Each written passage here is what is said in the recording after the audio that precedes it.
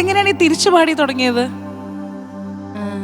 തിരിച്ച് ചെറുപ്പം തൊട്ടേ അങ്ങനെ പാടി തുടങ്ങി. അല്ല എന്താണ് വീട്ടുകാർ പറയുന്നത്, തലതിരിഞ്ഞവളായിപ്പോയി എന്നൊക്കെ പറയുമായിരുന്നോ?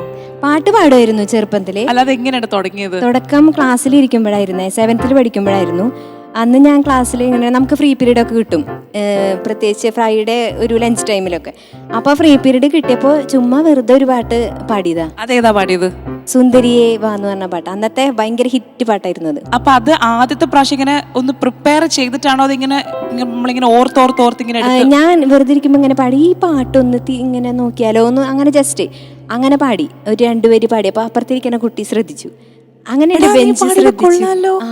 നീ ഒന്നുകൂടി പാടിയൊക്കെ, വേറെ പാട്ട് പാടിയൊക്കെ. അങ്ങനെ അവര് ലിറിക്സ് എനിക്ക് പറഞ്ഞന്ന്.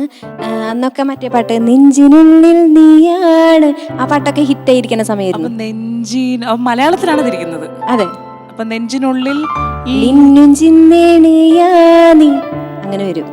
ഓക്കെ, അപ്പൊ നമുക്ക് എന്തായാലും ആദ്യമായിട്ട് പാടിയ ആ പാട്ട് കേൾക്കാം. കേൾക്കാം.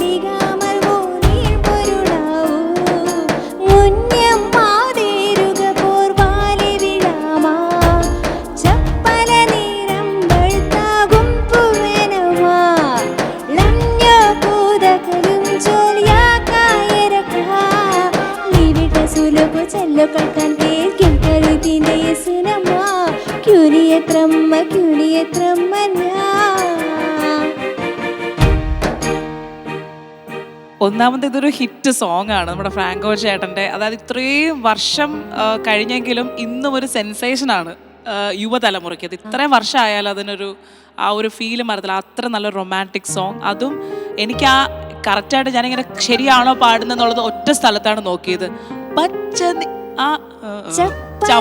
ചപ്പ വന്നപ്പോഴത്തേക്ക് അതാണ് അവിടെ വന്നപ്പോൾ എനിക്ക് മനസ്സിലായി കുട്ടി കറക്റ്റാണ് പാടുന്നത്. പക്ഷെ ഇതൊരു ഭയങ്കര ടാലന്റ് ആണ് കേട്ടോ.